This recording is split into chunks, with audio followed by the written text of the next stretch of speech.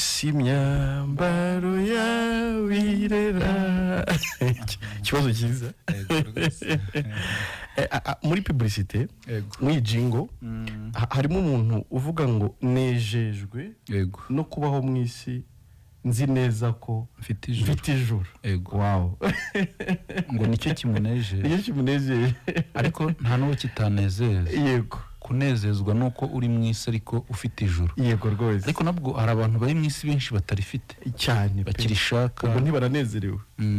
Bakibaza uko bazarijyamo. Yego rwose. Bibaza uko byagenda ngo bazaribone. Yego pe. Ubwo uwo muntu umunezero w'ijuru ntawe afite. Oya ntawo. Yego. Ariko niyo mpamvu y'iki kiganiro. Yego rwose. No kugira ngo abantu bamenye uburyo baba mwisi bazi neza ko bafite ijuru. Imana ishimwe cyane. Yego. Mwabyumvise rero ikiganiro ni cya kindi cyitwa ijuru ntirikorerwa. Yego. Gitambuka kuri radio mukunda, radio nziza, radio yanyu Country FM. Ku muntu utarusanzwe akurikira kino kiganiro kinyura kuri Country FM 105.7 ku munsi wa kane wa buri cyumweru ku isaha ya 2 z'ijoro kugera 3 z'ijoro. Ni ikiganiro rero cyitwa ijuru ntirikorerwa, kikaba gitangwa n'abavuga butumwa bwiza bw'ubuntu bw'Imana bagiye batandukanye. Uyu munsi uwo murimo murumva kuri mikro ni Emile Nshimiyimana, ndi kumwe na Data wundi murimo nawe murumva. Mukanyeraza kubasuhuza kandi nabibwire mu mumenyane. Hanyuma rero ndasuhuza bene data bose aho bari hirya no hino badukurikira. Yaba abadukurikira kuri radio direct cyangwa se kuri YouTube, kuko kino kiganiro tukinyuza no kuri YouTube channel yitwa Ijuru Ntirikorerwa TV. Ku muntu ukeneye gukurikira ibiganiro byose byatambutse kuri no radio agiye kuri YouTube channel yitwa Ijuru Ntirikorerwa TV, azabona ibi biganiro by'ubutumwa bwiza bw'ubuntu bw'Imana. Ari abadukurikira rero and direct cyangwa abazadukurikira nyuma turabasuhuje cyane. Dusuhuje rero n'abantu bose bakunda kino kiganiro. Ndetse nawe ushyizeho urushinge bwa mbere ukumva abantu bari kuvuga ngo ijuru ntirikorerwa ukagira amatsiko, nawe turagusuhuje. We tugiye kubana uyu munsi kandi ntukureho urushinge, turamarisa imwe gusa ntikurambire, kubera ko nawe ushobora kuza kunezezwa no kuba mwisuzi neza ko ufite ijuru. Imana ishimwe mwere data. Imana himbazwe. Niyo mugenga nyine w'ibintu byose, ni nayo kwicyubahiro mu isi ndetse no mu ijuru. Niyo dushimira, niyo duhimbaza kuko ariyo gushimwa. Niyo itanga ubugingo, igatanga umubiri, igatanga guhumeka ndetse n'ibindi byose. Ego rwose. Niyo yaremye isi n'ijuru, irema n'ibindi byose tujya tubona. Amen. Iyo rero kubera ko ari umwami w'ijuru n'isi, nanjye ndayihimbaje. Ariko nanjye nyihimbarije ko yampaye ijuru, ikanabimenyesha nkiri mu isi. Nkaba mba ndi mu isi ariko mfite ibyishimo by'uko iwacu ari mu ijuru. Ibyo simbikekeranya, ntawe mbibaza, nta nubwo wari ukwikirigita ngo nseke, ahubwo ni igikorwa Imana yankoreye ariko nakimenyesha. Ego rwose. Rero nanjye ndabishimiye ibyo cyane muvandimwe. Ariko nanashimiye nyine abantu bose badukurikiye, abashyize urushinge kunyakira amajwi zabo kuri uyu mugoroba, nabo ndabashimiye.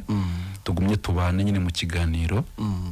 Nsuhuje na mwene data umwe ejo wampamagaye, ari muri za Nyaruguru, nabo burya baratwumva rimwe na rimwe. Cyiza cyane. Anezerewe, yishimye, ari hambwira ati burya koko birashoboka ko umuntu yaba mwisi afite ijuru. Ati sinabyiyumvishaga, ati nari maze imyaka myinshi mu idini, ati mpora nsengera ubugingo, mpora nibaza ukuntu nazajya mu ijuru, mpora nibaza ukuntu naba intungane. Ati ariko hamwe no kumva ikiganiro noneho nasobanukiye ukuntu umuntu ashobora kuba mwisi ari intungane imbere y'Imana. Imana ishimwe cyane. Ibyo nta kintu kijya kibihishura kiretse ubutumwa bwiza bwonyine. Amen. Rero nawe ndabizi niba ari kutwumva, nawe ndamusuje mu izina rya Yesu. Ariko nabe ndata nko wari ubasuje, nanjye ndabasuje bose, abantu bakijijwe, abantu babanye n'Imana amahoro. Nibongere bishime nko Paul yabyanditse bivuga ngo yongeye kubivuga ngo twongere twishime. Yego rwose. Rero turagumye twishimane nabo mu kiganiro, kandi abadukurikiye barekereho urushinge kugira ngo ahari umuntu ujya wibaza uko yajya mu ijuru kuri uyu mugoroba nabaze kuri rarana. Imana ishimwe. Uvuze gutyo, hari umuvandimwe wampamagaye i Kigali, ngira ngo aba muri Gasabo. Yego. Ambwira ko mwavuganye. Twaravuganye nawe. Uramunyibukije cyane. Nawe afite ibyishimo byinshi, yampamagaye reka mvuge ngo ari kwahagira. Afite ibyishimo byinshi. Ambwira ati ntibibaho, ati narabumvise numva ndacanganyikiwe ati numva umunezero ndamubwira ati gukizwa niko bigenda arambwira ati kweri ati nanjye najyaga nibaza uburyo ki ntazajya mu ijuru atari kuba hamwe no kumva ikiganiro ijuru ntirikorerwa ati namenye ko Imana ari urukundo ati namenye ko yari impaye ku buntu yari yambwiye ko ari buguhamagara yaramamagaye rwose twaraganiriye tunahana gahunda mbese kwa kugira ngo nubwo butumwa mushitse ko twavuganye rwose ikindi ni mwene data Joseph nawe nza twavuganye Muzazwe dukorana ikiganiro nawe hano arambwira ngo gusuhuza nanjye ndamusuhuza cyane Baraka aradukurikira buri mugoroba w'ikiganiro ndetse na madamu we nabo turabasuhuje rwose ariko audience yose y'ijuru ntirikorerwa turabasuhuje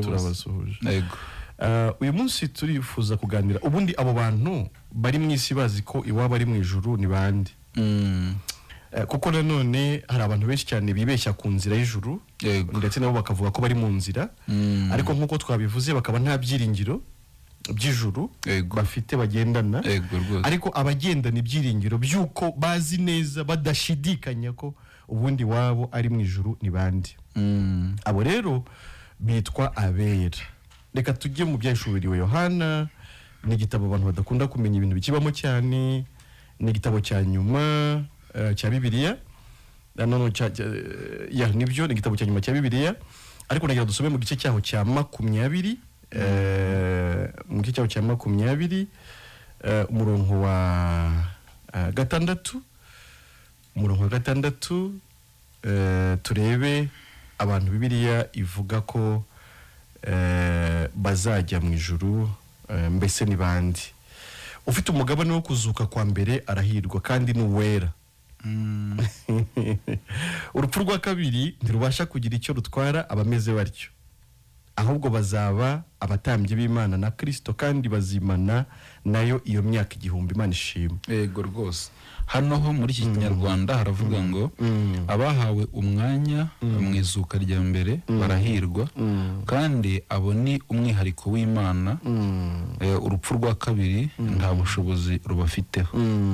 Bazaba abatambyi b'Imana na Kristo kandi bazima ingoma hamwe nawe imyaka 1000. Amen. Imana ishimwe cyane. Muri nabo bazazuka bwa mbere. Urupfu rwa kabiri tiruzabakora ntiruzagira icyo rutwara bameze gutyo. Ubundi ni nacyo turokoka cyangwa dukira urupfu rwa kabiri. Urupfu rwa mbere rw'umubiri ni rusange ku bantu bose, abanyabyaha n'abakiranutse. Ariko urupfu rwa kabiri ndetse baruvugaho hano mwa kino gice, usomye ku murongo waho, ku mirongo yaho ya nyuma baruvugaho. Haravuga ngo urupfu ni kuzimu bijugunywa, umurongo wa 14 rujugunywa muri ya nyanja yaka umuriro. Iyo nyanja yaka umuriro ni rwo rupfu rwa kabiri. Kandi umuntu wese utabonetse ko yanditswe muri cya gitabo cy'ubugingo ajugunywa muri iyo nyanja yaka umuriro. So urumva rero iyo nyanja yaka umuriro ni rwo rupfu rwa kabiri. Niho abatizeye Kristo bazajya, niho abanyabyaha bazajya. Ariko abatazagerwaho n'urupfu rwa kabiri, ariko twifuriza umuntu wese udukurikira, yego, nabera. Yego. Nabera. Hari umuntu wibaza ngo ise abera koko ni bandi? Aho bavuze ko ari umwihariko w'Imana. Abo bantu ni umwihariko, ariko niki kibagira umwihariko w'Imana? Niki kibagira abera? Niki gituma umuntu ari mu isi tujya tuvuga ngo y'ibyaha, y'ibishuko? Yego. Aho abantu bareba bagacumura, bavuga bagacumura, batekereza bagacumura, umuntu akahaba ari uwera, ari umwihariko w'Imana. Ibyo bintu biva bica mu yihe nzira? Ibyo bintu turaza nyine no kubitindaho kugira ngo abatwumva barusheho gusobanukirwa. Kimwe cyo topic yacu ivuga ko ijuru ridakorerwa. Nyamara nibanga ryo kuba uwera naho riri. Yego rwose. Nubwo abenshi babyumva ntibabisobanukirwe. Ariko kuba ijuru ridakorerwa nibwo buryo ki umuntu ashobora kubamo uwera ariko bikozwe n'Imana. Yego rwose. Kimwe cyo waruvuze ikintu numva nkaho uvuze ikintu abantu bose bari kutwumva bakunda cyangwa se bazi banumva vuba.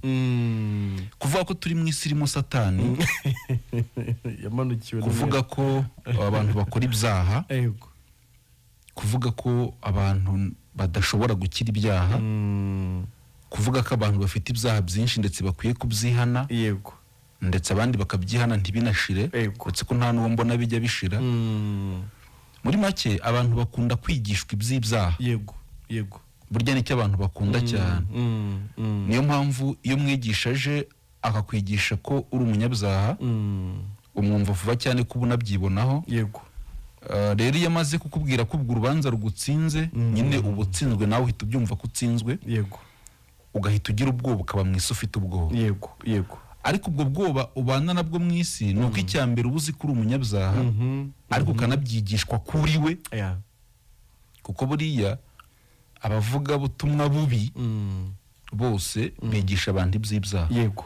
Kuko nta n'umwe uzi ubutumwa bwiza. Yego yego. Kuko ubundi ubutumwa bwiza bwo ni umwihariko, bwo ubwabwo nibwo buhishura uburyo umuntu ashobora gukira kuba umunyabyaha. Yego rwose.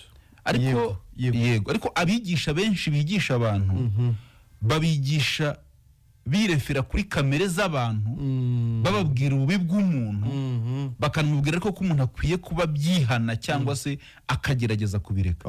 Icyo gihe rero winjira mu bwoba bw'uko wabiretse bikanga, cyangwa se wakitera ikinya cy'uko ugiye kubireka, ukajya kubireka nabwo ntibishire. Ariko hakabamo n'akabazo gakomeye. Abantu bigisha ibyo bintu baba bafite icyubahiro cyinshi, yego, ku buryo hataboneka ubabaza. Niho hari ikibazo ubundi. Ubundi se mwe, yego, kuko ubundi mwarimu, nge ubundi uburyo nzi kwigisha, yego rwose, nabayeho mwarimu mu buryo busanzwe. Yego. Mwarimu ni umuntu uba warize, yamara kwiga noneho agahindukira akaba mwarimu, akajya kwigisha bya bindi yize afitiye impamyabumenyi. Yego. Akabyigisha kandi abandi bo batabizi kugira ngo babimenye. Umuntu ukubwira ko ushobora kwihana ibyaha ukabireka ukaba mwiza, ubwo kandi kuba mwiza ni ukuba intungane. Kuba intungane. Kuko niba umuntu akubwiye ngo wihane ibyaha kugira ngo wemerwe n'Imana, ariho araguha ikizami cyo kuvuga ngo byihane byose ube intungane. Yego. Kuko ubundi ni rwo rugero rwaba rushyitse ku ntego. Ubundi se nyine wa mugani urugendo rwo rutagira aho rujya. Yego. Rwo rumaze ubu nge Matri naje mvuye i Kigali. Yego. Nahagurutseyo saa 5. Yego. Ngera ahangaha mu masaa 12:02 narindi Kamembe. Sinakomeje ngo nge Bugarama. Yego. Impamvu nuko narinzaho waruzaho ugiye. Narinzaho ndi kujya. Nyine washyitse uhagarariraho warugiye. Kuko urumva urugendo rudafite aho rushyika rwaba ruteye ikibazo. Uzi ko urugendo abantu bigishwa mu iyobokamana rumeze nk'uruziga. Buriya uzinze uruziga ukajya uguma uruzenguruka, wajya uguma usubira aho uvuye. Yego yego. Ni nayo mpamvu umuntu ayoboka abo bigisha cyangwa se umuntu akajya mu idini ari umunyabyaha sirivupure. Yego. Noneho ibyo yigishwa byose mu myaka ntazi uko ingana, akajya aguma ari umunyabyaha. Yego. Aguma ari umunyabyaha. Yego. Yasenze, yego, yiyirije, yatuye, yatanze icya 10, yagiye mu butayu, yafashije abakene, ariko bikangana kuba ari umunyabyaha, akaguma kuba ari umunyabyaha. Urwo ruziga rwo kandi baramubwiye ko intego kumasha intego ari ugukiranuka ku gato n'akanini. Yego. Ubundi niho waba ugeze ku ntego. None rero umuntu akarinda imvi z'uruyenzi. Yego. Yigishwa kureka ibyaha n'ibisa nabyo, ariko akiri umunyabyaha. Yego. Ese kuki umuntu atageraho ngo yumve ko inzira bamunyujijemo itageraho ashaka kugera? Kandi twibukiranye ko aho dusomeye mu byahishuwe hari nk'amagambo avuga ngo iyo nzira ijya mu ijuru izaba ari yo kwera no gukiranuka, nta muntu wanduye umutima uzayinyuramo. Urakoze cyane. Noneho nari no kuvuga kubigisha b'ibyo bintu. Kuki nta mwababazaga ngo babaze ati se mwebwe mutubwira gukiranuka gatoya no kuganini, aho mwebwe mwaba mwarabigezeho? ubundi kugira ngo ube mwarimu unyigisha ibintu yego nuko wagombye kuba wowe ibyo bintu ubizi neza waranabigezeho yego ahubwo nanjye ukanyereka inzira yatumye uhagera nanjye nkayinyuramo nkabigeraho yego niba umuntu akubwira ko uzakiranuka gatoya nuko kanini ukirinda icyaha n'igisa nacyo ugatungana wamara gutungana Imana ikakwemera ukazajya mu ijuru akaba nawe atarigeze atungana ngo agere kubwo butungana arimo arakubwira uretse kumwita umubeshyi ababeshyi mu buryo busanzwe bw'amategeko hari abesikuru yego babwira abantu ngo turagukiza turagukiza yego bajyaga batelefona ubu ngubu ntibagitelefona cyane nka mbere ati nabarujwe ariko twabakijije yego n'abandi bantu muzi bakiza nitwe twabakijije kandi umuntu akabwira ko yagukiza we ari umukene yego ibyo bintu byitwa ubwesikuru yego niba umuntu akubwira ko ugomba gutunganira Imana ku gatoya na kanini wamara gutungana ukazajya mu ijuru kubera ko watunganye s'il vous plaît we akaba atarigeze agera kuri ubwo butungane ego wari ukwiye guhagarika kumva n'uwo muntu nicyo cyatumye Yesu muri Yohana igice cya 10 avuga ngo abantu bambanjirije bose n'abajura ndetse n'abanyazi yego kuko urumva abantu bamubanjirije bose tabugingo batanga ariko ibyo bintu mbisobanuye nanjye ni umuntu wese ukwigisha utari wagira kuri Kristo nyakuri yego ngo agusobanurire uburyo wahubwo akwihera gutungana wabuze yego ari ukuguhaye yego abandi bose bakwigisha mbere ya Yesu n'abajura n'abanyazi kuko bakubwiye icyo banabo bananiwe badafite yego ariko tugaruke nyine twemeranye ko abazajya mu ijuru nkuko twabisomye mu byahishuriwe Yohana nabera yego abakiranuzi abantu badafite icyaha imbere y'Imana ayo magambo tuvuze ntago ari mu byahishuriwe Yohana gusa yego yusomye Zaburi ya 16 umurongo wa 3 uravuga ngo abera bo mwisi nizo mfura Imana yishimira yego bonyine yego abera bahehe bo mwisi hari igihe umuntu agira ngo tuzababera tugeze mu ijuru buya umuntu abwera ari hehe akiri hano mwisi igituma rero abantu batabyumva yego ubu ntekereza ko hari abantu benshi bakumvise ubivuze ntibahita babishyikira kubera iki wowe twumva udahise ubishyikira yego iyo tuvuze ko umuntu yaba uwera akiri hano mu isi birashoboka kuko byashobokeye Imana yego byashobotse ko Imana ishobora gukora operasiyo nta muntu igishije inama yego ikagira umuntu wera bikemera yego Imana noneho impamvu twumva adahita bishyikira yego we atekereza ko ashobora gukora urugendo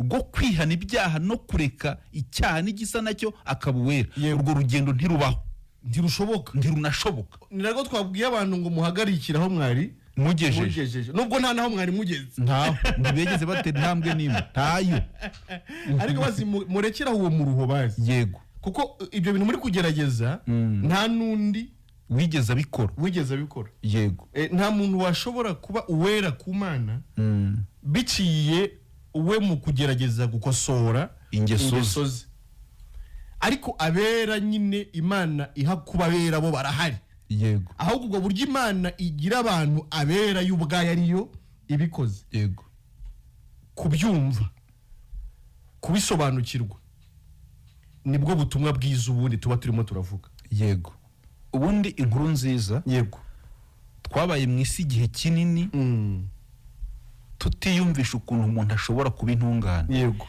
yewe n'abatwigisha batubwira ko bitabaho yego natwe koko twakireba tugasanga ntibishoboka abantu bakora urugendo rutoroshye rwo kureka ibyaha bajya bakora ariko kugira ngo wumve ugeze ku karume ko kuba intungane bikaba bidashoboka yego uko waba umeze kose wowe utwumva ku myaka usigaje uri gukorera ijuru ushobora kuzigera uba intungane hari ikindi babongereraho Patrick yego iyo ubabwiye ko biri kukunanira bakongeraho ko n'ibyaha wakoze uzajya ubyihana Yego. ukabisabira imbabazi. Yego.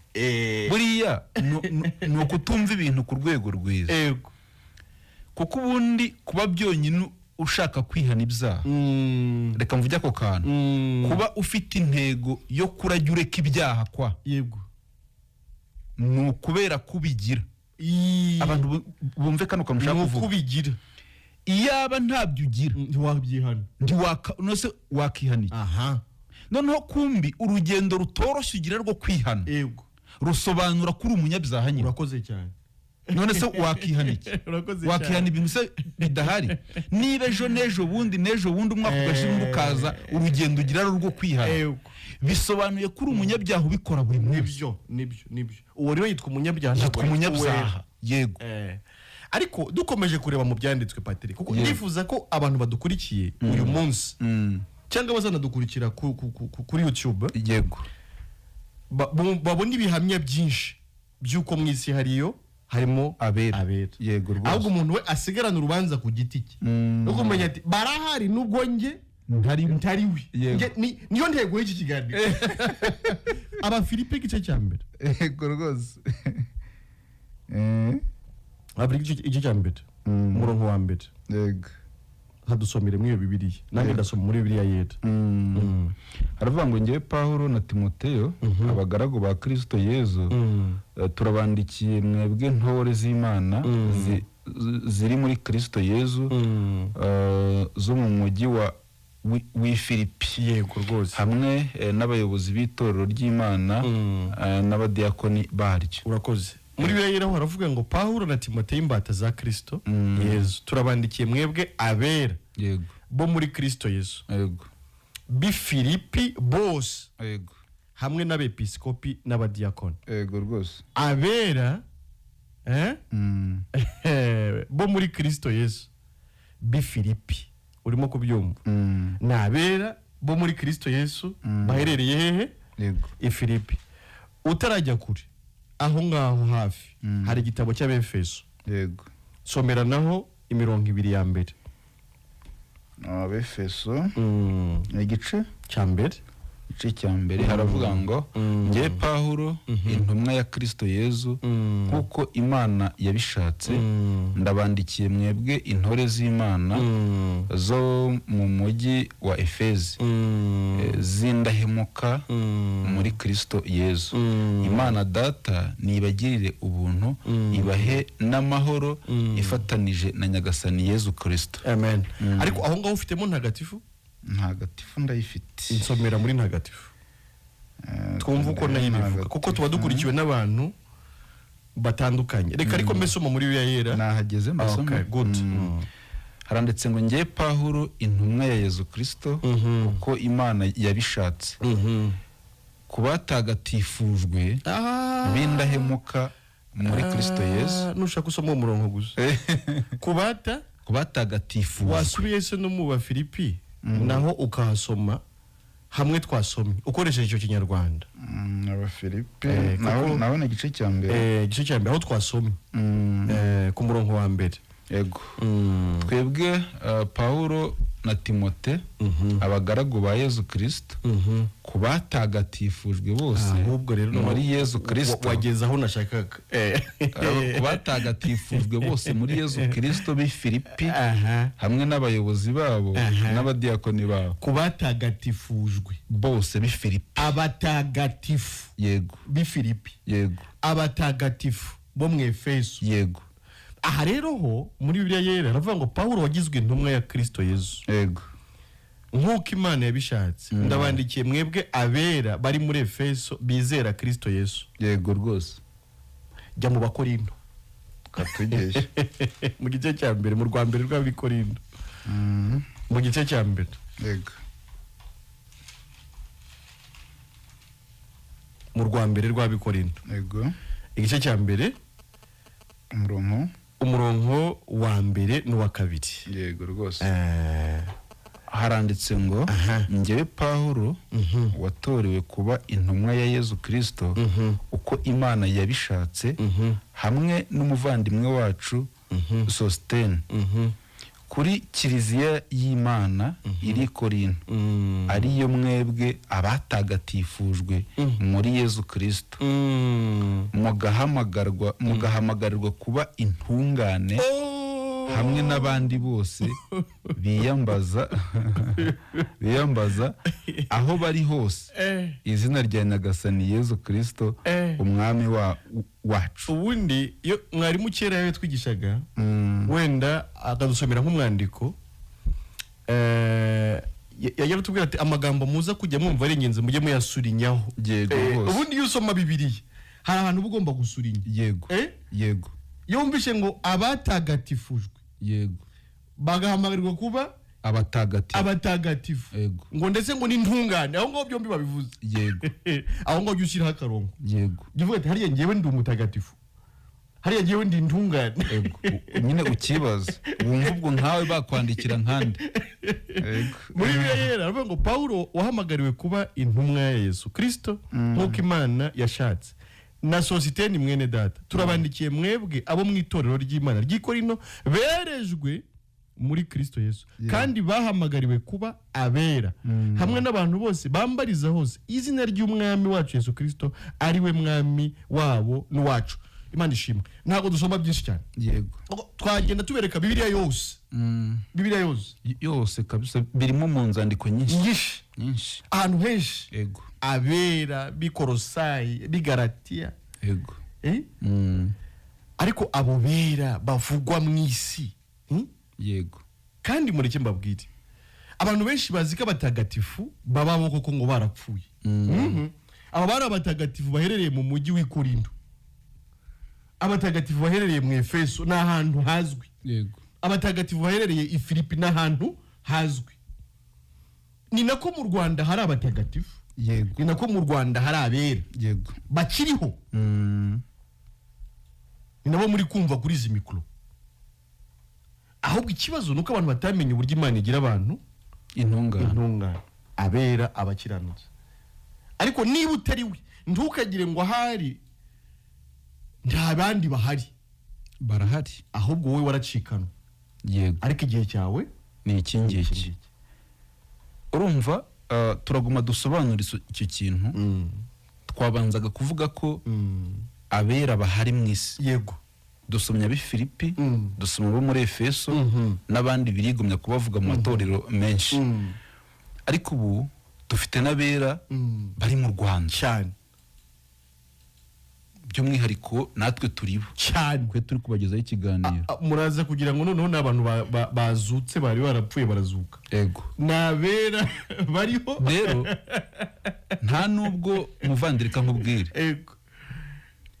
Ndamutse ntarahishuriwe uburyo ki Imana iha umuntu kuba uwera cyangwa se kuba intungane akiri mu isi, ntabwo nakirwa nza kuvuga ubutumwa. Sinzi ubwo icyo navuga icyo ari. Ni ikihe kindi twaba turimo turavuga? Ubwo nabwira icyo abantu. Urakoze cyane. Kuko abera nibo bazajya mu ijuru. Tubabwira uburyo mubabera kugira ngo namwe muzajye mu ijuru. Ariko tukabibabwira ko twaramaze kuba abera ijuru turyicaranye. Yego rwose. Ntabwo twe noneho turi kubabwira ibintu tutari byo. Turi kubabwira ibintu turi byo tunafitiye ibihamya. Yego rwose. Rero turiho turababwira ko Imana mu bubasha bwayo ikoresheje urukundo rwinshi igira. Hari operasiyo Imana yakoze igira umuntu intungane imbere yayo, umutagatifu. Nibyo byabaye kuri Aburahamu, bene data bose tubona batubanjirije, ba Paulo ndetse na ba Mose n'abandi. Yego rwose. Ushingiye kuri kamere ya Mose ntabwo ari intungane. Ushingiye kuri kamere ya Aburahamu ntabwo ari intungane. Ushingiye kuri kamere ya Dawidi ntabwo ari intungane. Yego rwose. Abera tubona uhereye mu itangiriro kugera mu Byahishuwe dusoma ababaye abera n'ababigizwe n'Imana. Amen. N'ab'Imana yahaye kuba abera batabyigize. Urakoze Patri. Ariko se ni umwihariko w'abantu bamwe ku buryo abandi bitashoboka. Ese ubundi umuntu agirwa uwera ate? Ngiki kibazo ngira ngo dusubize abantu bakurikiye Country FM. Yego rwose. Ntago ari umwihariko w'abantu bamwe. Nawe utwumva birakureba ndetse wanabuwera kuri uyu mugoroba. ubu nyine turimo ubu turavuga turiho tubivuga waba uwera kuko kuno Imana igira umuntu wera byo Imana yo yarabikoze ku buryo bitagusaba urugendo. Yego rwose. Bigusaba kumva ukumva ko Imana yabigukoreye wabyumva wabyemera mu mutima ukarara uwera imbere y'Imana. Amen. Kuko uretse ko nta makuru ufite ariko Imana yo yakugize uwera imbere yayo cyane, ariko wowe urakiciraho iteka kubera ko nta makuru yabyo ufite. Yego rwose. Muvana imbere ko nkomeza gusubiza icyo kibazo ufasha nanjye usomere mu Bakolosayi n'ubundi. Yego rwose. Mu Bakolosayi n'ubundi mu gice cya mbere usomere muri Bibiliya umurongo wa 21 na 22. Abakolosayi igice cya mbere. Yego. Umurongo wa 21 na 22. Okay. Nahageze. Yego. Abakolosayi nimuzajya munasoma ngo Abakolosayi. Yego. Ubundi nabera bari Ikolosayi. Waretse kabanza nkabisoma nabyo. No bisobe umurongo wa mbere. Yego. N'uwa kabiri. Paulo wagizwe intumwa ya Kristo Yesu nk'uko Imana yabishatse na Timoteyo mwene data. Turabandikiye bene data bo muri Kristo bera. Yego. Bo kwizerwa bari Ikolosayi. Bera bari Ikolosayi. Bandikiye abantu bera bari Ikolosayi. None hariko uburyo bera niho nshaka dusoma. Tujye kwazoma. Paulo komeza kubandikiraho ntiyagarukiyeho yanasobanukiye uburyo babonetse. Yego. Urakoze cyane. Ku murongo wa 21 w'icyo gice cya mbere. Yego.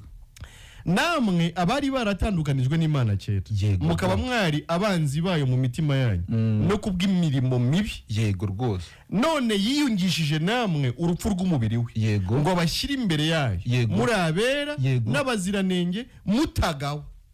Amen. Amen. Urumva kera ahari wowe utwumva uracyari muri kera. Yego rwose. Kera twarabanzi b'Imana kubera ibyo twatekerezaga n'ibyo twakora. Yego rwose. Ariko ngo ubungubu ariko butumwa tuba twaje gutangaza ubungubu Imana yiyungishije natwe. Yego. Urupfu rwa Kristo Yesu. Yego rwose. Imana yiyungishije natwe urupfu rwa Kristo Yesu. Yego rwose. Byari ukubera iki? Hano urabisoma kugira ngo idushyire imbere yayo y'ubwayo. Yo kubuwera ni Imana yabikoze. Idushyira niyo yadushize mu iyo position yo kubabera. Nta muvoma yacu n'imwe irimo iyo qualification. Yego.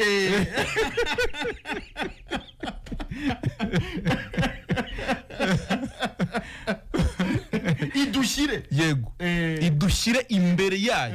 Nta n'ahandi dushyire. Ni imbere yayo. Ariko ngo tumeze turabera n'abaziranenge n'abatagaho. Tutagaho imbere y'Imana. Operation nta kundi yagenze. Ntago yigeze bituruka kuri twebwe. Imana niyo yakoze operation izana Kristo Yesu mwisi. Kristo yambara umubiri nk'uyu wacu dufite kugira ngo abone uko yishyiraho ibyacu byose. Imana ibone uburyo kihana umunyabyaha. Yego rwose. Nimara kumuhana igihano cy'umunyabyaha kibe kirabaye. Yego rwose. Imana ivuga ati umunyabyaha noneho ndamuhannye. Hanyuma ngo Kristo arahambwa umuririmbyi ngo ibyaha byacu abihamba mu mva maze arazuka kugira ngo apuze na se. Mu muzuko wa Kristo Yesu yazukiye kugira ngo agaragaze ko arangije umurimo wo gucungura umuntu. Yego rwose. Nicyo gituma Imana ivuga ngo kubwizo mpamvu mbahagarika imbere yanjye arabe. Amen. N'abaziranenge batagaho. Amen. Imana ishimwe. Turabera imbere y'Imana. Turabera batabyigize. Babigizwe n'Imana. Ikoresheje Yesu. Yego rwose. Ubunyacyaha kavukire turabusanga. Yego. Twese. Yego. Igicumuro cy'umuntu umwe Abaroma 5:18 na 19 cyateka abantu bose bahinduka abanyabyaha. Ibyo nta muntu wabikwepa. Yego. Dawidi akabivuga muri Zaburi 51 umurongo wa 7 ngo naremanywe gukiranirwa mu byaha nimo mama yambyariye. Muvanda utari warenga. Yego. Iyo tuvuze ubutungane Imana itanga. Yego. Abenshi bahita bagira ngo icyo twakibagiwe. Batekereza ko uko kuntu umuntu yaremanywe gukiranirwa uko kuntu umuntu turi kubyirengagiza ntago tubyirengagiza ahubwo heraho wumva ko uri mubi ku buryo utaba intungane imbere y'Imana. Nta kintu wakora ku bwawe. Yego. Ariga natwe kuba turi intungane suko ntacyo twakoze. Ntago aribyo twakoze. Ahubwo twemeye iby'Imana yakoze. Ni Imana yakoze operation yayo yo kugira ngo yongere yiyegereze umuntu. Ariko n'ubunyacyaha nabwo nta kintu twakoze. Yego. ni kavukire kwa nabwo ni kavukire twavuze turi abanyabyaha ku bwa Adamu yego ariko Imana ntiyashima ko turimburwa n'ubwo bunyacyaha kavukire yohereza Yesu kugira ngo yishyireho bwa bunyacyaha bwacu bwose hanyuma ariko ntabwishyireho gusa n'igihano cyari kidukwiriye kibi icya Yesu kibe kuri we buriya muvandi umwanya bari na muto nkunda amagambo aba mwitangirira byari bikwiye ko Yesu Kristo amanuka akishyiraho ibyaha byawe yego rwose byari bikwiye nanjye ndabimushimira nzanagumana nabimushimira kuba kurambere batubanjirije Imana iri kubaza Adamu byagenze bi Adamu yarasubije ati n'umugore wampaye urumva deja batangiye kwitana ba mwana ati n'umugore wampaye Eva nawe ati niyanzoka Imana nta kindi yagombaga gukora uretse gucungura uwo muntu yego rwose umugabo ati n'umugore wampaye umugore nawe ati niyanzoka Imana nta kindi yagombaga gukora twe nta bushobozi twari tugifite bwo kugira icyo twimariye nta na kimwe byasabaga ko Kristo Yesu amanuka mu cyubahiro cye akagisiga mu ijuru cyubahiro akambara umubiri akaza akaducungura yego rwose iyo ncunguro yari imaze kuboneka niyo hano dusomye ngo Imana imaze kubona amaraso ya Yesu amenetse yaravuze ngo uhereye abantu babayabera nta rubanza muri make rw'ibyaha rukibariho ongera unsomere wenda igihe cyagiye reka twihute nsomera Abakorinto ba 2 yego rwose 5 wa 19 urwa kabiri umuntu yumva ukuntu Imana imufata nubwo atabimenye urwa kabiri urwa kabiri rw'Abakorinto igice cya 5 umurongo wa 19 umurongo wa 19 kuko muri Kristo yego arimo Imana yiyungiye n'abari mu isi yego ntiyabikibabaraho ibicumuro byabo yego kandi none yatubikije ijambo ry'umwuzure Imana ishimwe cyane ngo kandi muri Kristo niho Imana yiyungiye naho tubera intungane ntiyabikibabaraho niho Imana yiyungiye nanjye ntiyabikikubaraho nawe utwumva wiyunge ntiyaba ikikubaraho ubwo bwiyunge bumaze kuba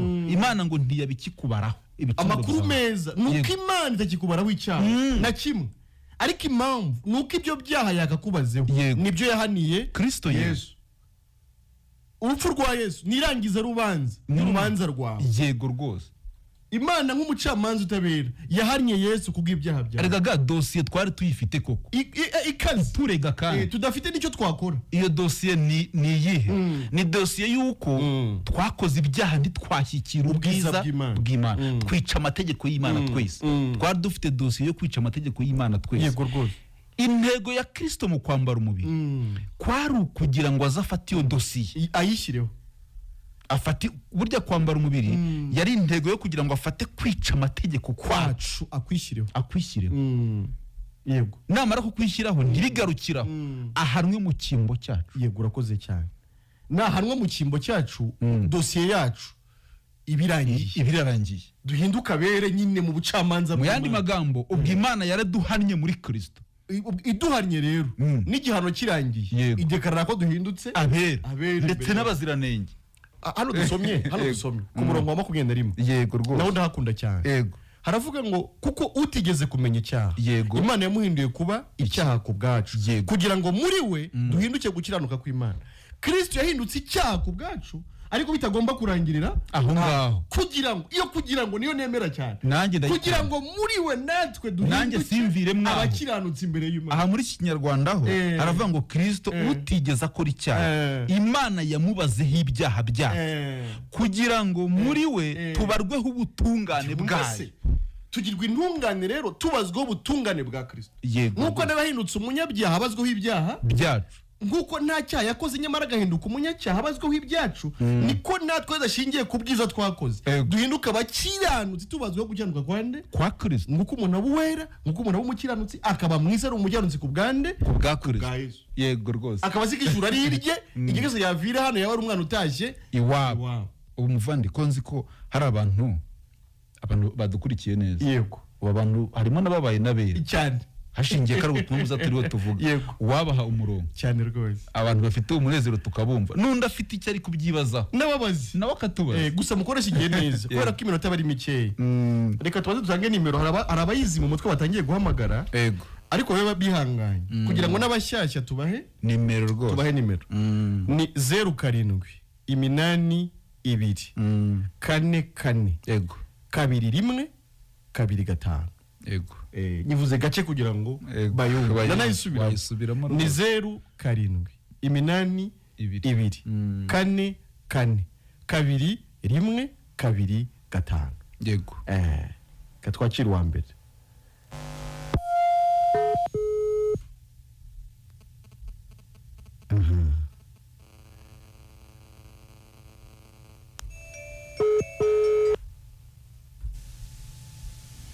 Allo Country FM. Allo Country FM. Hello. Yes, turabumva muri bande muherereye he? Yewe. Mwiriwe neza. Kwizera Revenant mu murenge wa Muhura Kagari ka Mikoni hano mu mudugudu wa Nyakanyinya. Olivier, Yesu ashimwe Olivier. Yesu ashimwe. Gute? Yesu nashimwe. Ahimbazwe. Amakuru yawe. Makuru ni meza. Twishimiye kukwakira kuri mikoro za nabumvise. Kuva mugishyika kuri muri studio kuri Katerefem. Yego. Ukimara gutangira kugeza amasaha mutwataza umurongo. Kupagenda kwanatangira. Yego Olivier. Ariko nje mu bintu n'abantu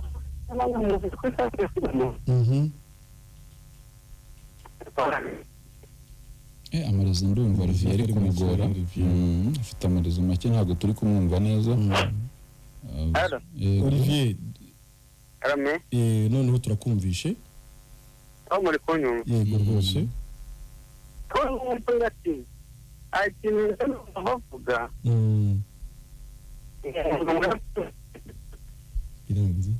Amarezo ya mukuru rwose. Sorry. Wenda araza kongera agerageze tubanza twumve n'abandi. Katwumva abandi rwose. Ntabwo bimubereye byiza cyane. Ariko yarakivuga ko yadukurikiye ko twatangiranye. Allo Country FM. Allo. Ubona we ndumva bitemeye wa mukuru. Allo Country FM. Allo.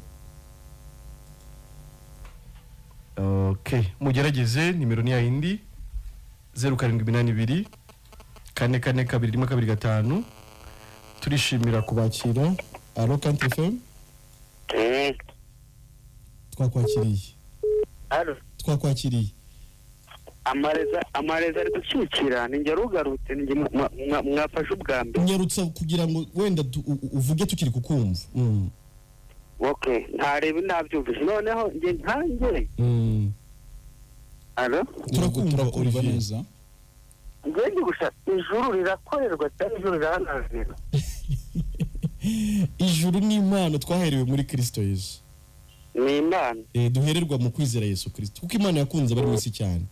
Byatumye itanga umwana wayo kugira ngo umwizera wese atarimbuka ahubwo ahabwe ubugingo buhora. Sibyo Olivier? Ndabyumva. Nicyo kiduhesha ijuru. Nuko twizera umurimo Yesu yakoze wo kuducungura akadukuraho urubanza rw'ibyaha akabyishyiraho akanabihanirwa akatubambira. Yes, tukagirwa bere imbere y'Imana ku bwa Yesu tukaba abakristo. Abakiranutse abera. Abantu Imana itabaraho icyaha tubikesha Yesu. Icyo ni gituma tuzajya mu ijuru nta kindi cyera kirabura. Gutyo iye nabisobanukirwa. Urabyumvishe neza? Yo nabyumva. Urumva nawe ijuru ari ryawe se? Ijuru rijyamo umuntu warikoreye.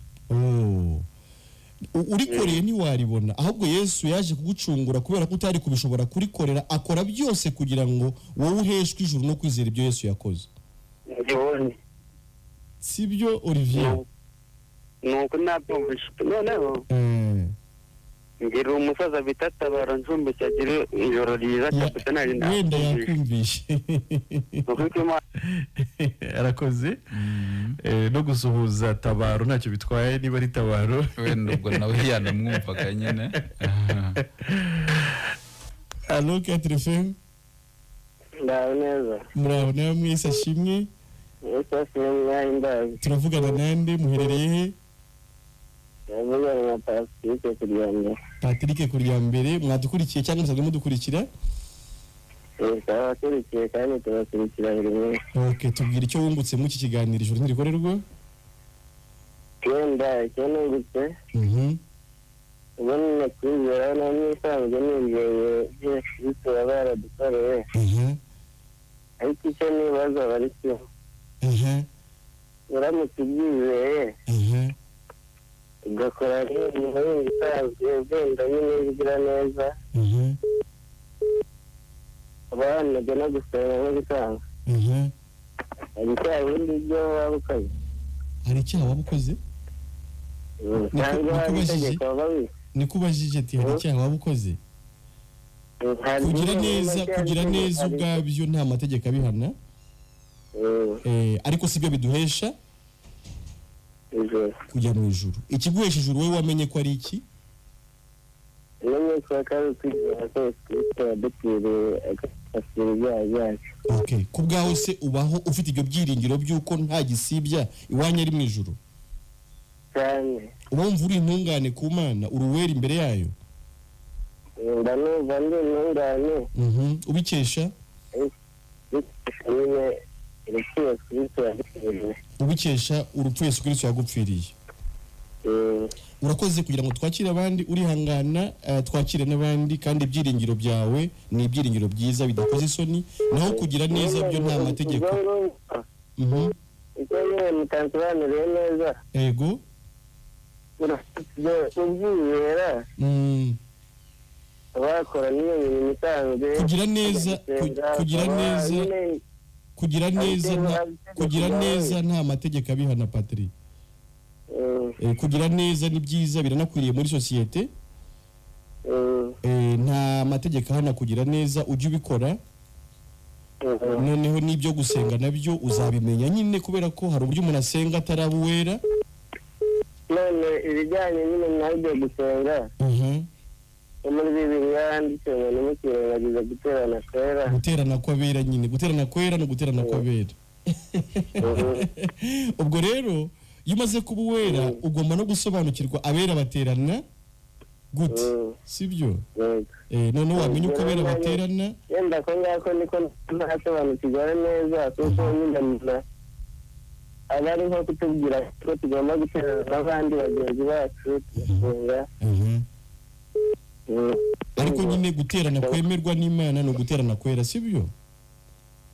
N'isengesho Imana yemera ni isengesho ry'abakiranutsi, kubera ko amasengesho y'abanyabyaha ari kizira imbere y'Imana. Ibyo rero nabyo ubwo ni byiza kuzabisobanukirwa, ntabwo ariyo ntego y'aka kanya y'ikiganiro, ariko dutanga nimero zacu kugira ngo ukeneye gusobanuza ibyiyongera ku ibyo ngibyo bihesha ijuru, tubigusobanurira umenye ubuzima ukwiriye kubamo nk'umukiranutsi. Turaza gutanga nimero turi gusoza, uzifate cyangwa se uranazifite, uzaduhamagare kugira ngo tukumenyeshe ubuzima ukwiriye kubamo nyuma yo kuba umukiranutsi imbere y'Imana. Wakoze kudukurikira. Ameze neza. Ibindi nabyo kubyibaza ni byiza nyine. Nabyo ni byiza kandi azarushaho guma gusobanukirwa. Country Femelo. Ala. Oui. Tanshimimana Remy. Yego, urinde uherereye he? Shimimana. Sagasha. Yego, twakumvishije. Abantu babaza akabazo. Muri Bibiliya turasoma Bibiliya imirongo itandukanye. Ariko sindasoma Yohana Umubatiza yabatirijwe. Azadusobanurira ahantu yabatirijwe byibuze. Niba Bibiliya itahagaragaza natwe ntabwo twahabona, ariko siyo ntego y'ikiganiro.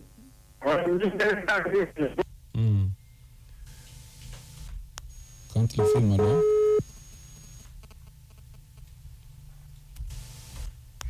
Allo, Country Fem. Allo. Oui. Neza. Mukomere cyane. Sashimye cyane. Iteka ryose. Ndi kubadive. Uri kubadive. Turashimye ikiganiro mwaduhaye. Yego.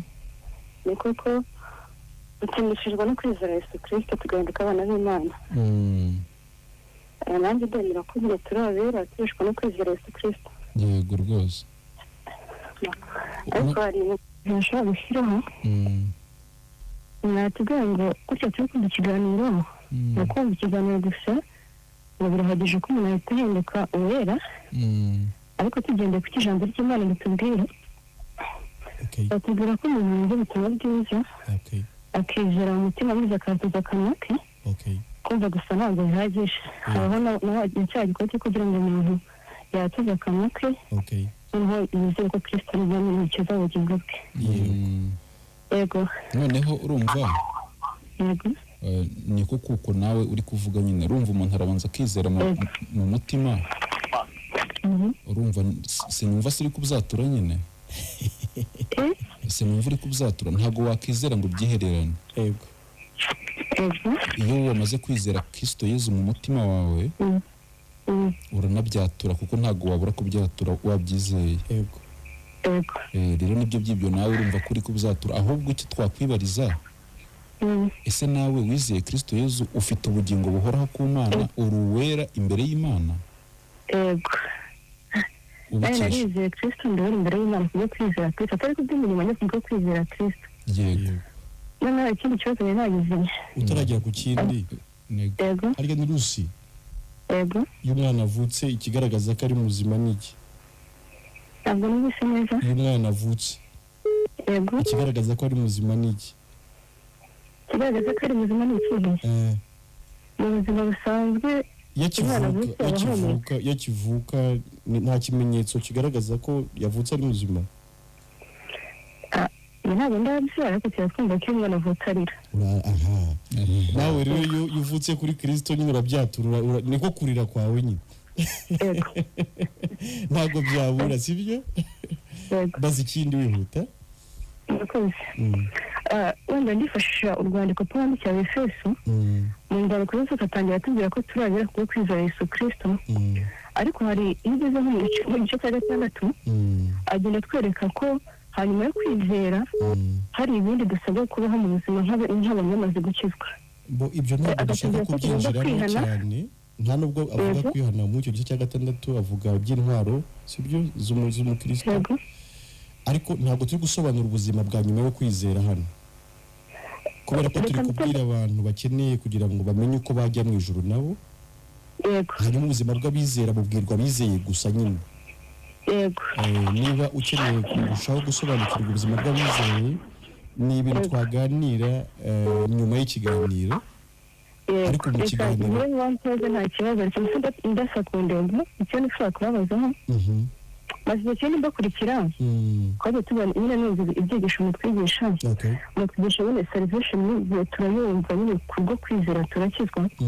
ariko nyuma y'uko tumaze gukizwa tumaze gutsindishirizwa hari ibindi bice bibiri ibyo bindi turabizi ubuvunike hari sanctification na glorification ari sanctification na glorification ariko ntabwo tubyigishiriza kuri radio rero icyo kubera ko message y'ubutumwa bwiza ni ukubwira abantu uburyo babaye justifiye imbere y'Imana kugira ngo bagire ibyiringiro hanyuma abera rero bamaze kwakira ubwo butumwa bwiza bakizera ko bababariwe bagira uko bigishwa ku ruhande mwakoze kuko wenda turakurikira turi ahantu henshi hagiye hatandukanye turakwifuza ko mwatwereka ubwo butumwa nyine mukabuduha bwuzuye twese hanyuma ubutumwa bwiza ubwabwo bugarukira aho nyine tugarukira iby'ubuzima bw'abakijijwe bibwirwa abakijijwe mu materaniro y'abera icyo cyose ngize nyuma y'ikindi ndakurikira kuri radio ntabwo tubashobora kuza ahantu ukuvanga umucyana ngo tugira n'inyigisho za online z'amagurupe y'abera gusa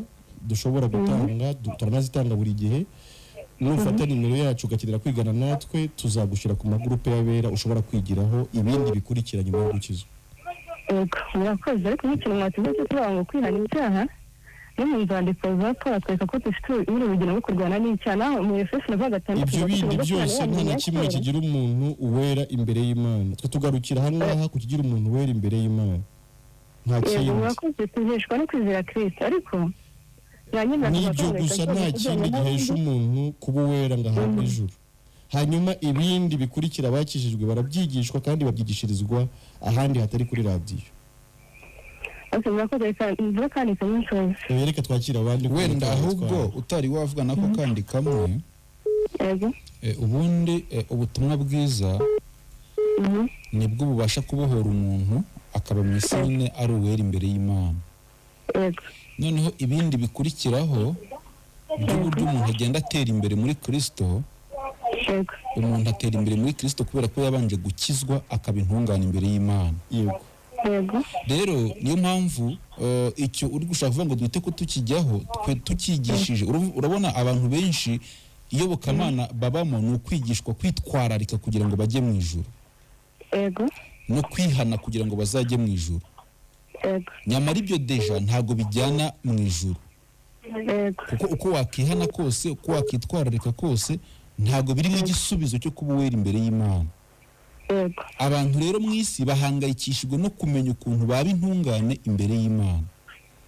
yego Twe rero intego yo gutambutsa ikiganiro hano ni ukugira ngo abantu bamenye uburyo ki baba intungane imbere y'Imana. Ibindi bajya babibwirwa nyuma, ariko babanje kuba intungane imbere y'Imana. yego nk'umuvugabutumwa rero wakwihangana tukakira undi muntu byibura umwe, turaguha nimero ukeneye gusobanuza ibindi Waza uraduhamagara. kutubaza wenda hanze ya studio. nta kibazo gusa kugira ngo Sawa, najya mu Reka twakira undi muntu muntu umwe, umwe dusigaranye gusa. iminota nk'ibiri, twari dukeneye kwakira undi muntu umwe. Country Femelo, alo yego turakumva neza, uri uherereye he? ntaje ndabona ku gatebe Nyarutsa dore iminota yagiye.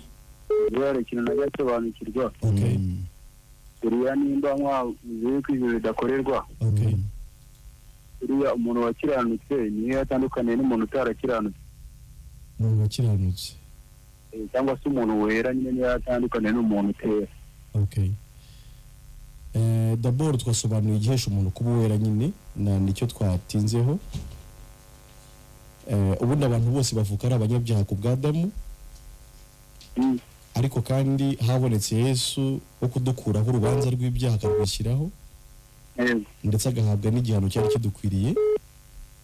Ibyo rero nibyo umuntu yizera mu mutima we, Imana ikamubara nk'umukiranutsi imbere yayo kandi mu buryo bw'iteka ryose. Uwizeye ibyo ahinduka uwera, utarabyizeye akomeza kuba umunyabyaha.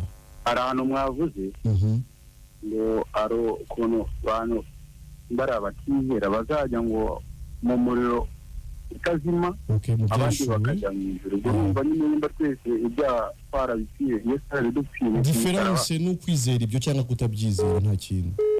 Rero umuntu utizera ubwo wewe niwe uri umunyabyaha. Urakoze cyane. Sawa kabisa, ari Nyanza. Wabyumvishe? Ejo ni byiza.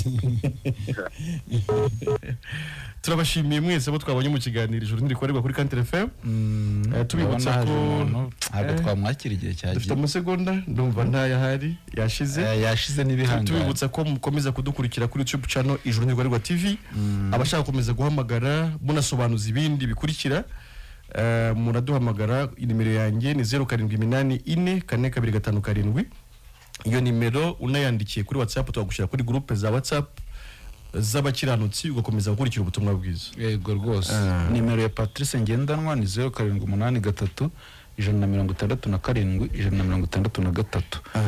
Waba yacikanwe yaduhamagara mu gikari tukarushaho gumya kuganira byinshi. Muvande dushimiye abo twabanye bose mu kiganiro cyane. Nawe ndagushimiye cyane. Nanjye ndagushimiye. Yego. Twababwira tuti ikiganiro nakagaruka buri wa kane guhera saa 2 kugeza saa 3 kuri Country FM. Yego rwose. Amahoro y'Imana bane n'abakiranutsi bose. Yego. Amen.